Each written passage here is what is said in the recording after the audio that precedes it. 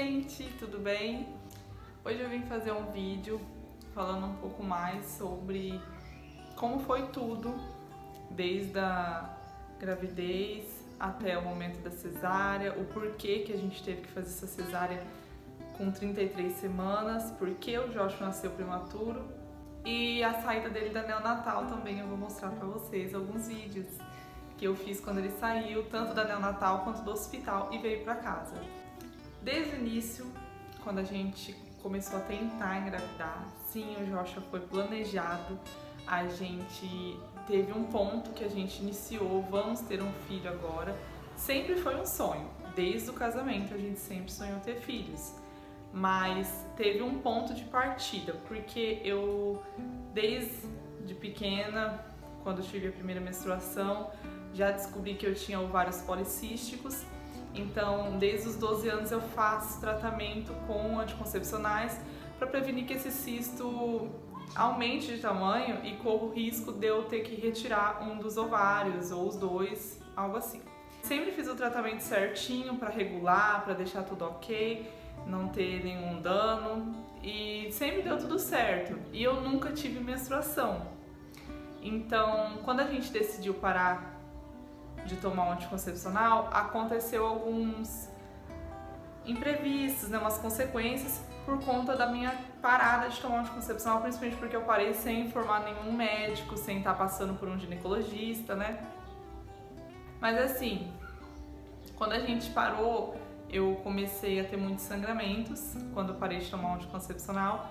E tive que passar por alguns médicos, ginecologistas, procurar médicos, porque até então eu não passava, né? Tipo, tinha alguns, mas eu tinha parado de ir faz muito tempo.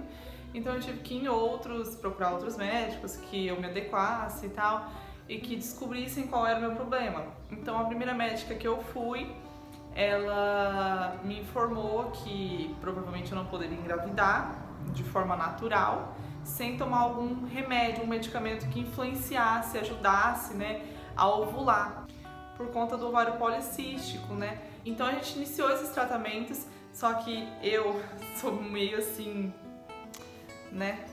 E aí eu acabei fazendo tudo errado o tratamento. Eu fiz o primeiro mês certo, o segundo mês eu não sabia mais o que fazer, e como a médica era de outra cidade, eu acabei não conseguindo perguntar e até tentei, mas não deu muito certo, porque eu falava não com ela, falava com as recepcionistas. Então não dava muito certo esse negócio de informação por telefone. E aí acabei desistindo de ir lá, veio o Natal, isso foi no final do ano de 2019, veio o Natal, acabamos deixando pra lá, assim, sabe, festas, tal, passando com a família. Aí começo do ano viajamos, fomos pra praia, e então a gente acabou deixando meio de lado, assim, pra poder curtir aquele momento e não ficar pensando muito nisso, nessa neurose, né? Quando voltamos da praia, a gente começou de novo, né, falar disso, vamos ter filhos e tal. E em fevereiro a gente decidiu procurar outro médico. Fui novamente em outro médico, ginecologista, para ver o que estava acontecendo, né, o que eu teria que fazer para engravidar. Falou a mesma coisa, que provavelmente eu teria que tomar sim os medicamentos para ajudar na minha ovulação. Aí então essa médica me mandou para casa. Por aí pediu vários exames, pediu exames pro Thiago também, pediu exames pra mim, pra ver como é que era a nossa compatibilidade até de sanguíneo, né, se dava certo, por que a gente não estava engravidando de forma natural e o que a gente ia ter que fazer pra poder engravidar. Aí quando a gente voltou, era final de fevereiro de 2020, desse ano, e eu tava com uma rinite atacada. Tava com a rinite muito atacada, uma coriza, senti cansaço, sabe? Tava bem ruim mesmo. Quando eu cheguei em casa e comecei a comentar com o Thiago e com a minha mãe, que tinha ido com a gente junto nessa consulta, os dois encanaram, colocaram na cabeça que eu estava com Covid. Bem, tem males que vêm para bem, não é? Eu não estava com Covid, gente. Não estava, eu estava realmente com a rinite atacada, então eu estava muito mal mesmo, mas não era Covid. Mas a minha mãe me encanou e trancou a gente dentro de casa. Ficou eu e o Thiago trancados dentro de casa por cerca de um mês. E naquela época eu parei de trabalhar, fiquei em casa trancado literalmente. Thiago também parou de trabalhar, ficou em casa trancado literalmente comigo. Então aí o que aconteceu? 2 meses depois, de fevereiro, em maio, a gente já tava cansado, né? Porque assim, é um pouco desgastante você ver só os testes dando negativo. E eu já tava ali naquela 1 ano, vendo só teste negativo. Muito triste, sabe? Bem assim, desgastada dentro de mim. Eu chorava muito, pensava, meu Deus, não é o que o Senhor quer pra mim? O Senhor não quer que a gente tenha filhos?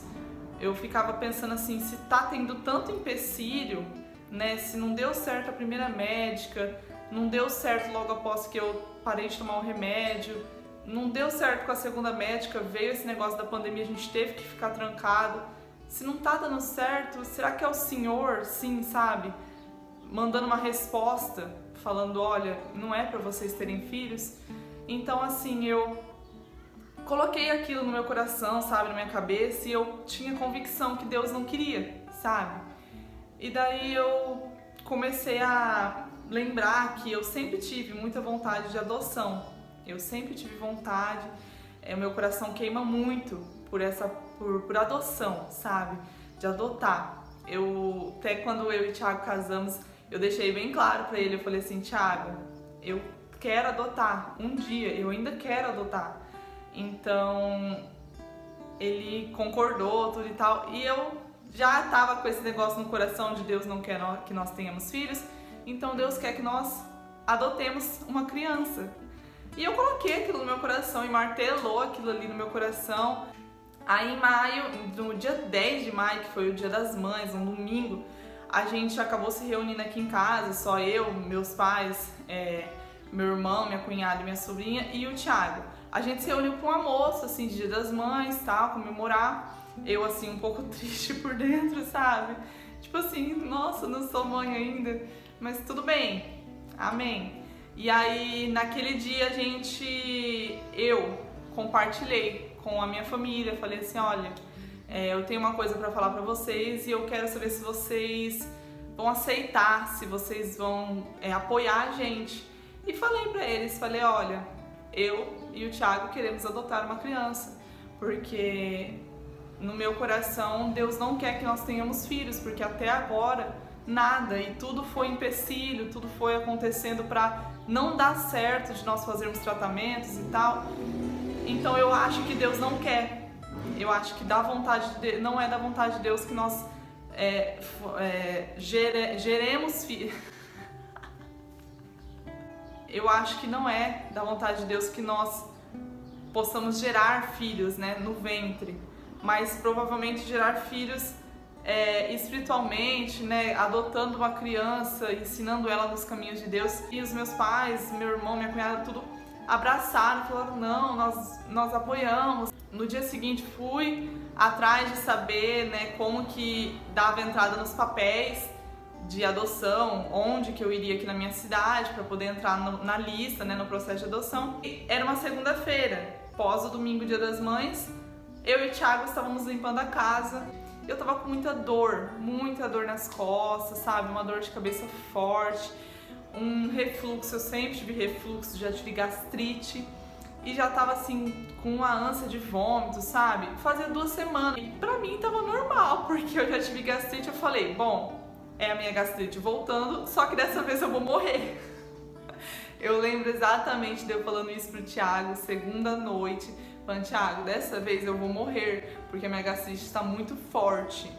Mas aí ele pegou e bateu o pé e falou assim, Samara, eu vou comprar um teste e você vai fazer o teste porque você pode estar grávida e você tem que descartar que você está grávida para você se medicar, tomar os remédios e a gente poder ir num médico procurar para você cuidar da sua saúde, mas primeiro vamos descartar a gravidez. Aceitei bem? Não, tava triste dentro de mim, porque eu sabia que podia ser mais uma vez um teste negativo.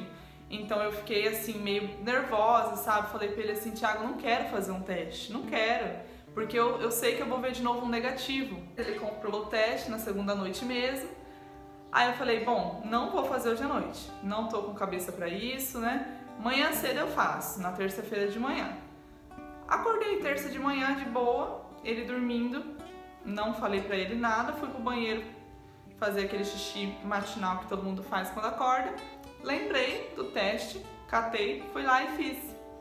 Tava lá sentada de boa esperando o teste dar aquele tempinho, comecei a olhar pro teste, aí eu vi que o primeiro pauzinho deu, né?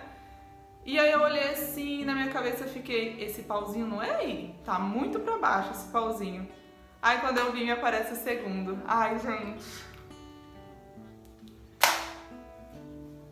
Cara, eu acho que foi um momento assim, muito assim, pra mim, era eu e Deus ali, sabe, no banheiro. E o teste ali que sempre me deu um negativo. E aí de repente aparece aqueles dois tracinhos e eu...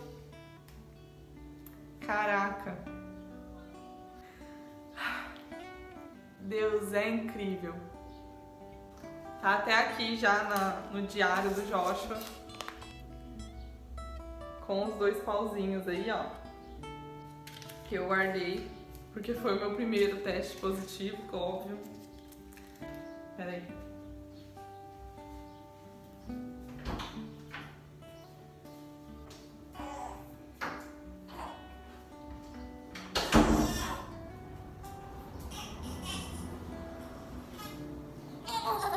Oi.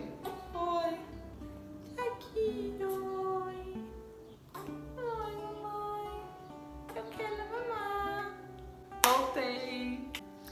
Quando eu vi aquele positivo, foi uma sensação de tipo assim, Deus realizando todos os meus sonhos, entendeu? Como se Deus estivesse me dando a resposta do que eu falei 2 dias atrás em relação à adoção. Que eu achava que não era da vontade dele a gente gerar filhos no meu ventre. Então foi a resposta dele, o positivo. Na mesma semana, passei pela médica para dar início ao pré-natal, né, fazer o acompanhamento. Fizemos o primeiro ultrassom, descobrimos que já estávamos de 2 meses. Começo de março, meio de março, assim, mais ou menos, eu engravidei. Tava tudo certo no ultrassom, no primeiro ultrassom, tava tudo ok, bonito. Comecei a me cuidar mais, dei minha alimentação para poder fazer esse pré-natal direitinho. Fiz todas as recomendações médicas, tomei os medicamentos de vitamina. E aí, no nosso 3º mês de gestação, a gente fez outro ultrassom e descobrimos o primeiro hematoma. O primeiro hematoma não tive sangramentos. O médico falou que o meu corpo absorveu o sangue, isso devido a um hormônio que eu não tenho. Não que eu não tenha, ele é baixo no meu organismo. Comecei a fazer o uso da progesterona para poder aumentar o nível dela e não ocasionar mais hematomas. Eu fazia o uso da progesterona durante 1 mês depois de ter um hematoma e aí parava de novo para também não ter um excesso de progesterona no corpo. Quando eu parava, demorava assim umas 2 semanas, 3 semanas, outro hematoma. Lá pelo finalzinho do 4º mês, comecinho do 5º, eu tive outro hematoma e esse foi muito intenso, sabe? Foi muito sangramento. Dessa vez, meu corpo não absorveu sangue, mandou tudo para ir embora, né?